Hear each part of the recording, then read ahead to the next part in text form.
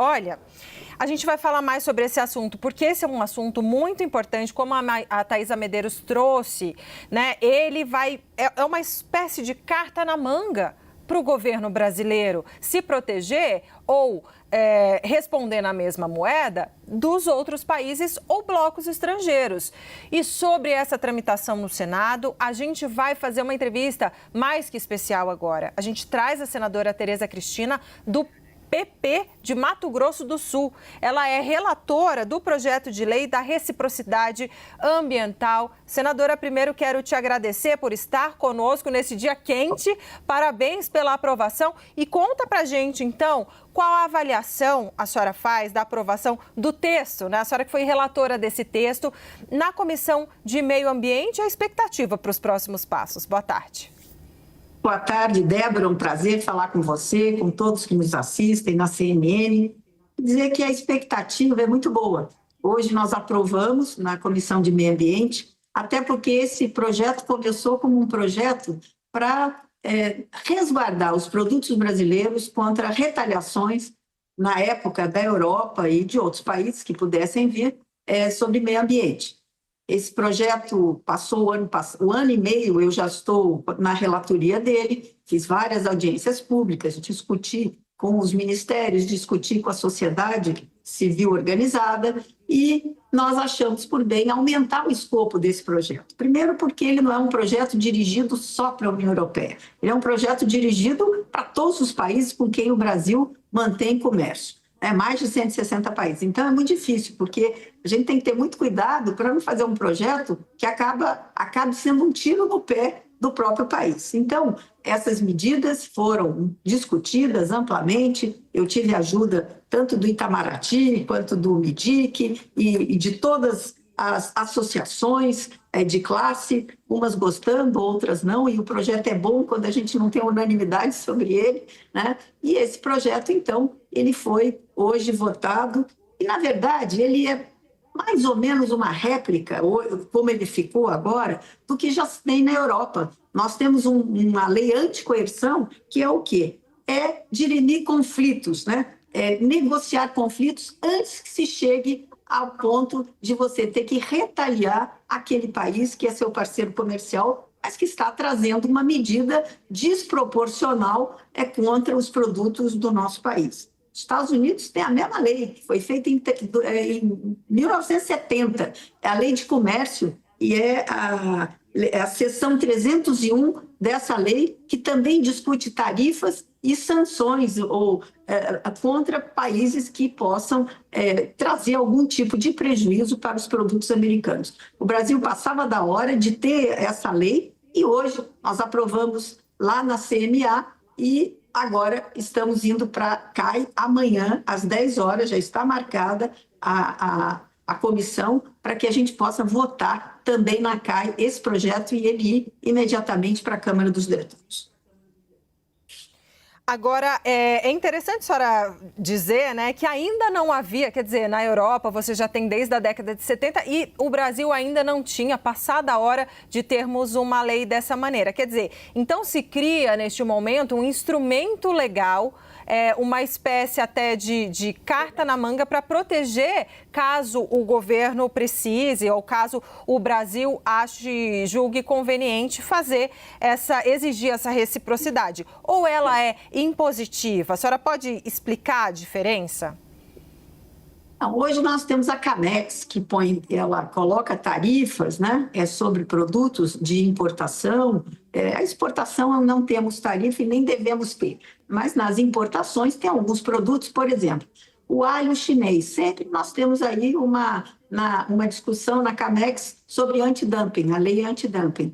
Tem outros produtos que o Brasil, às vezes, precisa. Agora, estão abrindo aí para a entrada de milho. Por quê? Existe uma possibilidade de precisarmos de milho, da importação de milho para regular o mercado interno.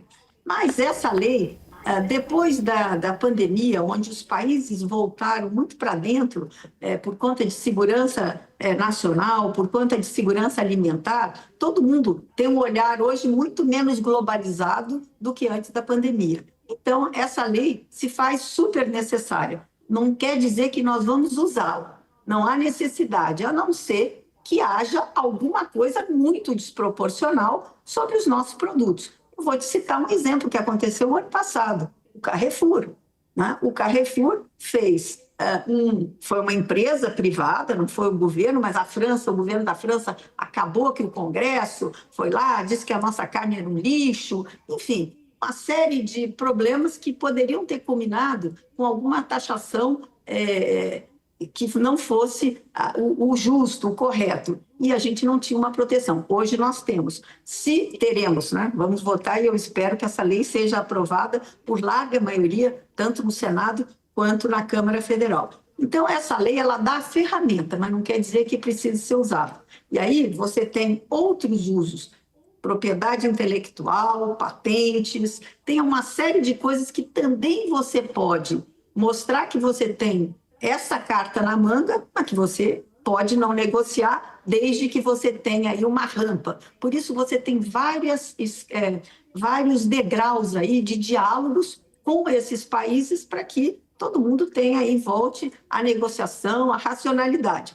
Agora, se isso não for possível, aí sim você tem a bala de prata, que é a lei que você pode retalhar do mesmo tamanho, na mesma proporção do que veio de outro país. E aí, com todo um respaldo legal, né? Senadora, mais uma pergunta. A senhora falou em casos extremos, né, de extrema necessidade. Eu gostaria de te perguntar especificamente sobre medidas do governo de Donald Trump em relação, por exemplo, ao aço e a taxação do aço e do alumínio. A gente sabe que o setor aqui de siderurgia, do aço brasileiro, fez um apelo ao governo para que não impusesse uma reciprocidade de taxação, porque nossos setores brasileiros sairiam prejudicados, né? Eu gostaria de uma análise sua em relação a esse episódio especificamente. A gente sabe que o governo está insistindo em tentar vencer no diálogo, demovê-los ou melhorar, mitigar essa situação no diálogo. Qual a sua avaliação objetiva sobre esse episódio e o momento? E também os instrumentos que o governo tem para sentar e dialogar com os Estados Unidos? Eu acho que o governo já está fazendo isso, pelo que eu tenho ouvido aí da mídia, enfim. Que o governo está fazendo isso. Tanto é que o governo até agora não teve falas muito duras, né? Já tivemos aí a taxação sobre o aço e o alumínio brasileiro e o setor ele tem razão. Eu acho que você tem que esgotar a mesa de negociação, né, para depois vir com uma medida mais forte. É exatamente isso que a lei traz no seu espírito. Essa lei ela traz isso no espírito. Então, você tem um tempo agora. Pode ser que os Estados Unidos vejam a necessidade de importar o aço americano, porque eu até vi, aço brasileiro, eu até vi que o nosso aço é um aço especial, usado aí para certos produtos de qualidade mais alta, aço inox, para parte hospitalar, eu ouvi isso alguma coisa outro dia. Então, a lei ela não precisa ser usada, ela é um instrumento caso, olha, venceram todas as negociações, não há mais o que se fazer, o Brasil vai ser prejudicado. Então, a lei está aí, ela dá condições à CAMEX, que tem um conselho o SEC, que é o Conselho Extraordinário agora me faltou, de exportação. E esse conselho, ele discute isso e depois tem a CAMEX, que é quem vai aplicar, né, a reciprocidade ou não, enfim, as tarifas maiores ou não. Então, você tem várias instâncias de diálogo. Então, o setor não quer. Tem um setor que está incomodado, que é o setor aí que tem aí as patentes e tem a propriedade, que tem propriedade intelectual, porque é tecnologia embarcada que vem de fora para o Brasil. Mas isso não precisa ser usado, tem que deixar claro. Isso fica guardado na prateleira. Se tiver a necessidade, se o país foi prejudicado, e nós temos que lançar mão desse instrumento e ter medidas duras e o Brasil precisa ser respeitado. No caso ambiental, nós temos um Código Florestal fortíssimo. E, no caso, a União Europeia insiste em trazer coisas desproporcionais para o Brasil. Então, hoje nós temos aí uma lei para sentar de igual para igual com eles e fazer essa discussão, mostrando o que é que nós temos, o que é que nós fazemos, que é bem mais do que eles têm lá fora hoje.